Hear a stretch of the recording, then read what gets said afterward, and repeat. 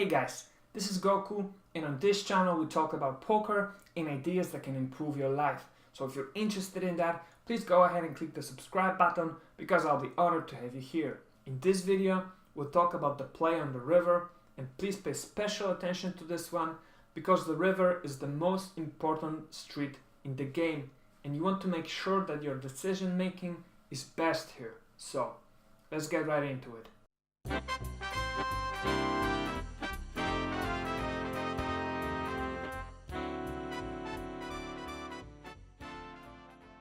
I take it you've watched all the previous videos on hand selection, flop and turn play. If you haven't, go ahead and watch them. If you're playing well-balanced tight range of hands, the vast majority of hands you end up with on the river will be easy to play. Let's first talk about these.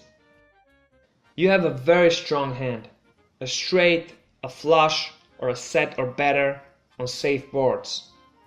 Whether you're in position or not, your task here is to figure out the best way of extracting the most value. If you don't know your opponent very well, it'll probably be best to just bet out. If you have more information available to you, you can sometimes try moves like overbetting the pot or check raising, but that's only when you think there's a high chance of this working. You have a strong hand. That could be top pair, top kicker on a really dry board, two pair on a quite safe board, straight on a flush board, flush on a paired board. It's really hard to list all the possibilities. But let's say a strong hand is a hand you're quite sure that it is the best, but it is possible for your opponent to have you crushed. Given how the hand played out and what you know about your opponent, if it's checked to you and your head's up, you should value bet.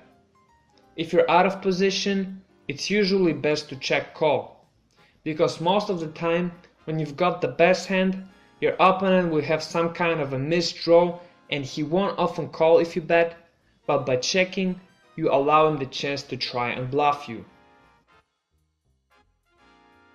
You have a marginal hand. That could be top pair, bottom two pair, low end of a straight on a 4-card straight and flush board, low flush on a 4-card flush board. It's a hand that beats some of the hands from your opponent's range, but not a lot. Again, when deciding what to do, the most important thing is to take into account all the information you have available to you. If you're in position and it's checked to you, you should check the majority of time. If you're out of position and your opponent bets, you will sometimes have to call, especially if your opponent's range could have a lot of bluffs, but that will not happen too often. Most of the time, you just have to fold. With experience, you'll learn to recognize the best spots for calling with marginal hands. If you're out of position, you might also try and turn your hand into a bluff sometimes, and bet out or even check raise. But that'll not happen often either. I'm just telling you this so that you know it's a possibility. Don't do it often, but try to look for best spots for it and do it sometimes. You have a missed draw with no connections. That's sometimes gonna happen, and again, probably the most important thing will be how the hand played out. What's your opponent's range and what is he putting you on? Most of the time, you'll be folding here of course, but sometimes you'll have to bluff. So you should learn the best spots for bluffs.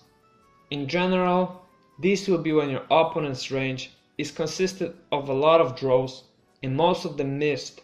You're in position and your range is perceived by your opponent as strong.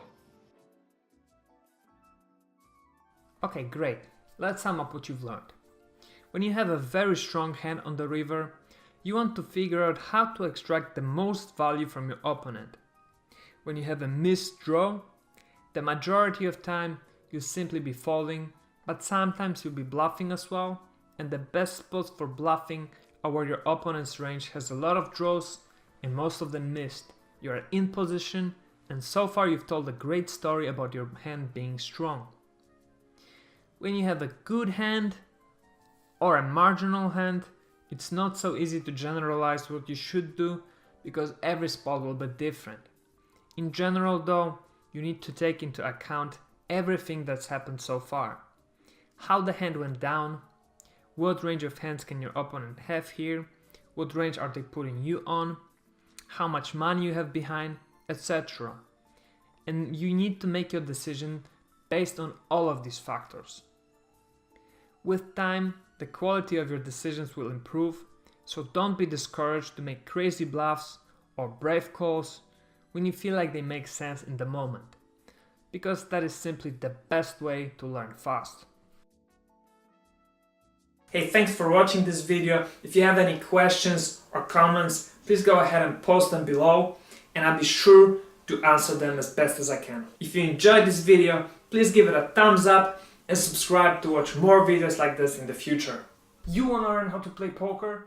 Great. You have little or no experience playing poker? No problem. Do you want to learn the fundamentals, the most basic principles that allow you to easily win money when playing with casual players?